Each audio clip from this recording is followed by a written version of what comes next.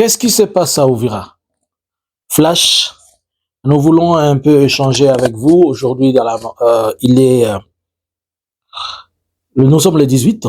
La journée, elle vient à peine de commencer. Depuis hier soir, donc depuis hier le 17, il est observé une grande panique, excusez-moi, de Luvunge jusque vers Uvira.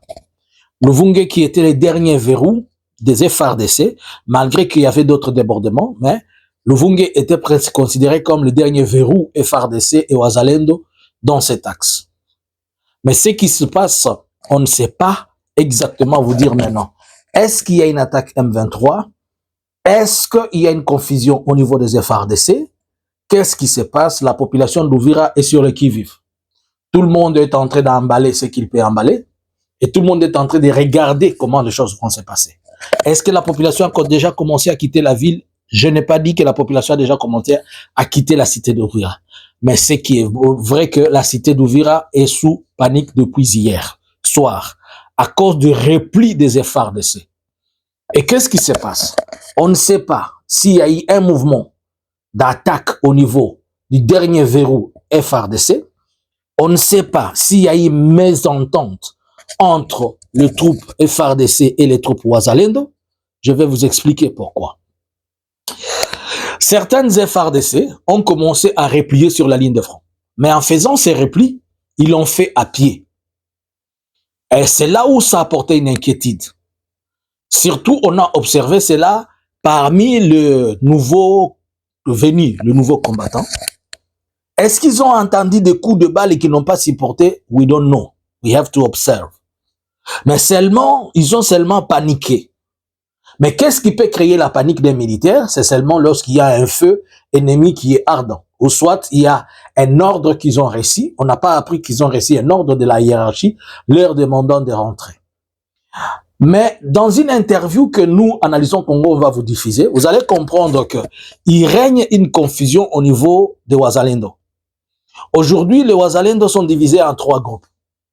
Il y a les groupes de Wazalendo, il y a les RAD, et il y a un autre groupe de Wazalendo dont moi, je vais vous faire parvenir ça après. Félix, un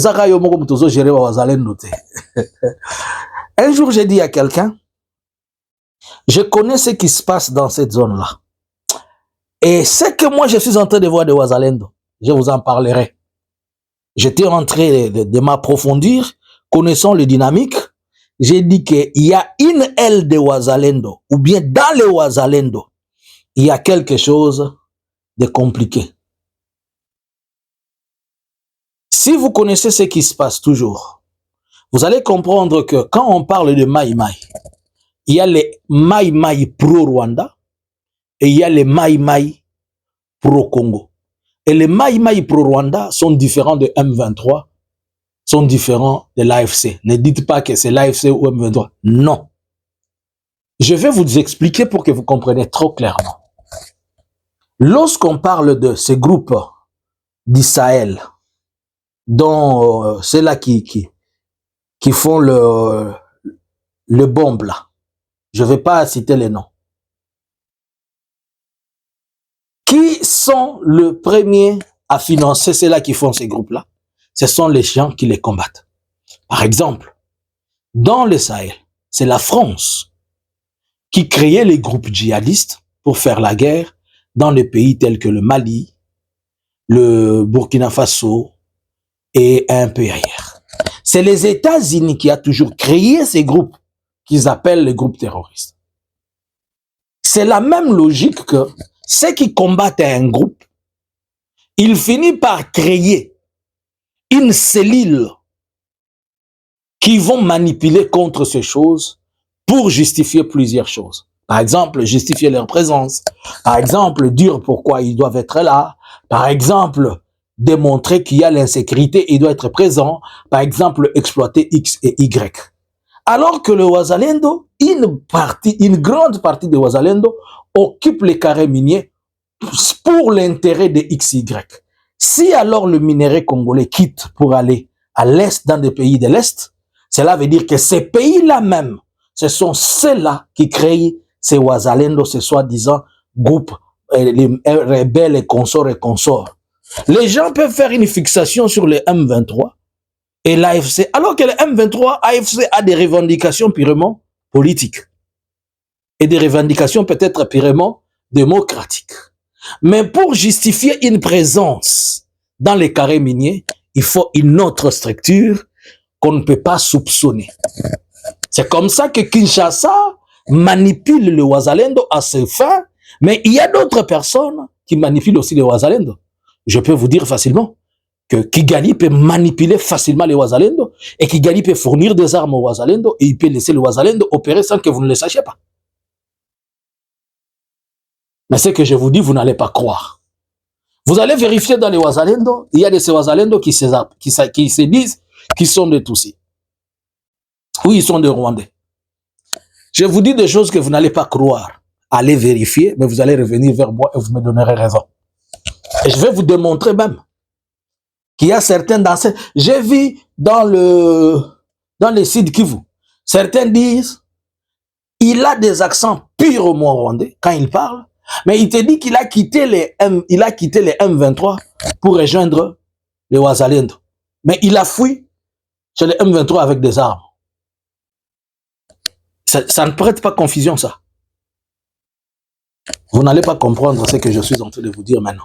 Mais comprenez seulement qu'il y a trois catégories de Wazalendo. Il y a des ceux-là qui sont dans les raids. Il y a les autres qui disent que les raids ont été corrompus par les FRDC et ils vont rester les nêtres.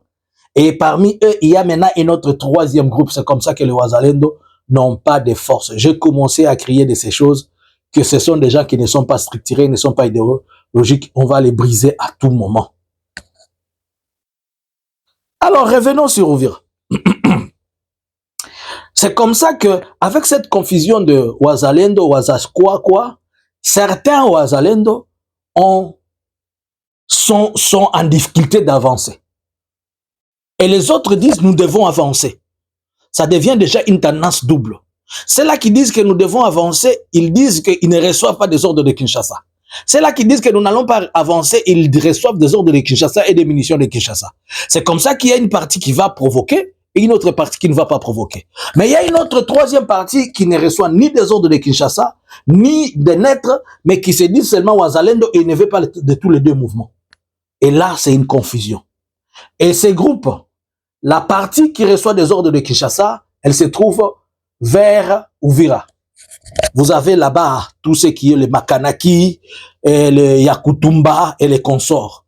Vous venez ici dans les sites qui vous dans la partie de Kabare, Ngweshe, vous avancez un peu vers Walikale. Il y a une partie de Walikale dans les guidons, le groupe de guidons est ici divisé.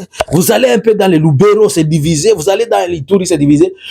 Il faut identifier et faire une bonne cartographie. Je vais travailler là-dessus pour vous faire une bonne cartographie de qui sont les Wazalendo L gouvernement, les Wazalendo L indépendants et les Wazalendo L coalition. Donc il y a la coalition de Wazalendo, il y a les Wazalendo RAD et les Wazalendo indépendants. 3. Les Wazalendo RAD, les Wazalendo indépendants et les Wazalendo coalisés. Alors, comme les Wazalendo RAD sont à Uvira, facilement, si les FRDC replient, eux aussi vont replier. Ils peuvent résister et après ils vont replier. Les FRDC s'y replient, soit il y a un ordre, soit le feu. Mais nous attendons la journée pour savoir exactement la situation d'Uvira et vous faire comprendre. Mais ce qui est vrai, c'est que sur les lignes de front, ça bouge.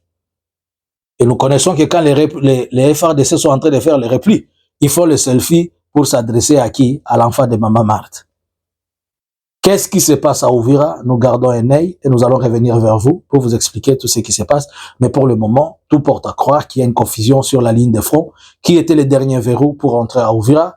Donc si ce verrou est brisé, nous comprenons pourquoi hier on a bombardé Kanyola et Moulamba par la coalition Burundi, gouvernement congolais par les drones. Ainsi donc, nous ne pouvons que nous attendre à savoir ce qui va se passer dans la journée. On garde contact, partagez, abonnez-vous. À tous ceux-là qui nous suivent, bonjour, bonsoir. Analysins Congo subscribers.